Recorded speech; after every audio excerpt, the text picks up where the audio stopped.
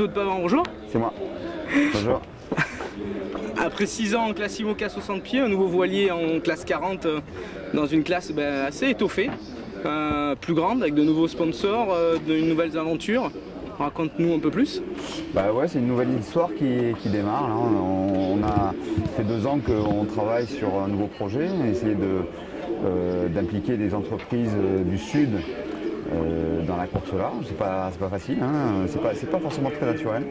Il nous manque des routes du Rhum en fait en Méditerranée. Ouais. Donc il faut qu'on y travaille.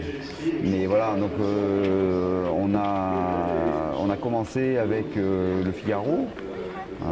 Gwen et on a fait la Fondata G2R, on a fait la Solitaire de Figaro, on a fait la Generali l'année dernière. Et puis là on a réussi à convaincre finalement quelques partenaires de nous accompagner sur cette route du Rhum. Donc il s'agit de HBF, qui est un groupe de Toulouse, Bacille Médical, qui est une boîte nationale mais dont le siège est à Kessargues, dans le Gard, et Itel Marcel, pour Gros du Roi. Voilà, plus plein d'autres qui sont toutes des entreprises du Sud et qui nous accompagnent. Donc c'est vrai qu'on soutient, on est l'ambassadeur, je suis l'ambassadeur finalement de la Méditerranée sur la route du Rhum, et c'est une vraie responsabilité quand même. Ouais, parce que tu prépares ton bateau, tu t'entraînes à la Grande Motte, tu penses que c'est à Port-Camargue.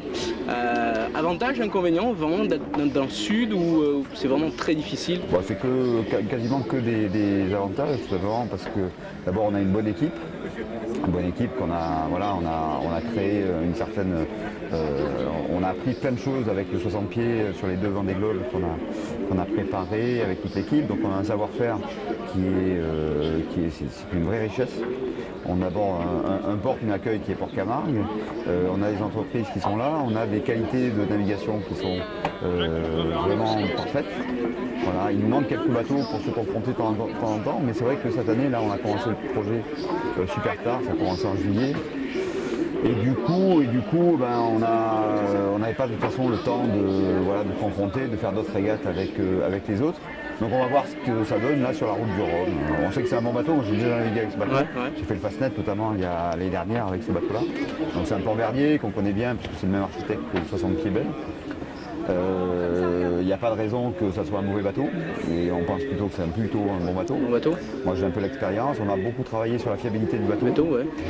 Parce que l'idée c'est de ne pas avoir d'emmerde pendant ces 15 jours de traversée. C'est quand même la classe 40, c'est la classe où il y a le plus de bateaux ici sur cette route du Rhum. La moitié de la flotte fait partie de la classe 40, donc c'est une jolie flotte avec plein de nouveaux bateaux, des bateaux neufs, qui s'est un peu professionnalisé, donc un niveau qui est beaucoup plus homogène, avec plein de marins qui savent faire, plutôt des transfuges de la classe mini d'ailleurs. Oui. Et donc c'est une classe super intéressante, et je pense que la régate va être vraiment très intéressante à suivre. C'est pour ça qu'il y a autant de monde qui s'intéresse à ces bateaux-là. Tout le monde connaît les multis, les ultimes, ça fait rêver, mais en fait, c'est la régate dans la régate. C'est le plus finalement de la route du Rhum, parce que c'est l'une des rares courses qui permet de faire naviguer à la fois des multicoques, des petits, des grands. Donc il y a un petit bateau de 12 mètres et puis il y a un grand de 40 mètres. Des monocoques, IMOCA, des monocoques de 40 pieds.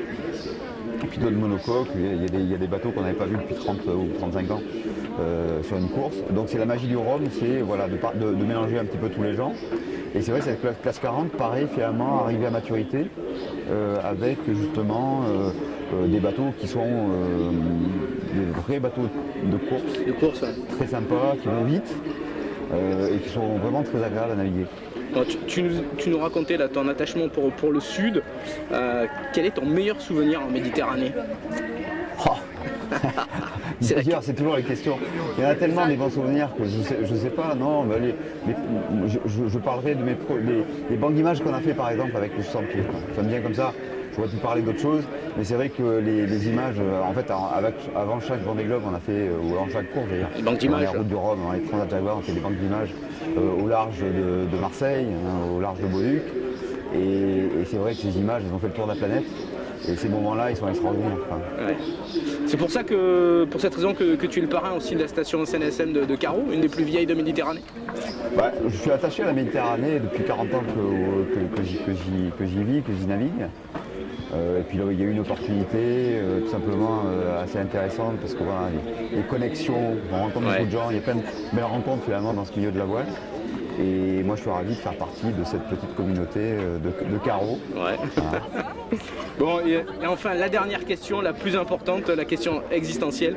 T'es Beatles ou Rolling Stone? Ah, moi je suis plutôt Beatles, mais j'écoute aussi du Rolling Stone évidemment, et puis j'aime bien écouter de la musique, donc j'ai dans ma playlist énormément de choses, des trucs qui font le tour du monde, et puis c'est un peu d'histoire ancienne quand même, les Beatles et les Rolling Stones.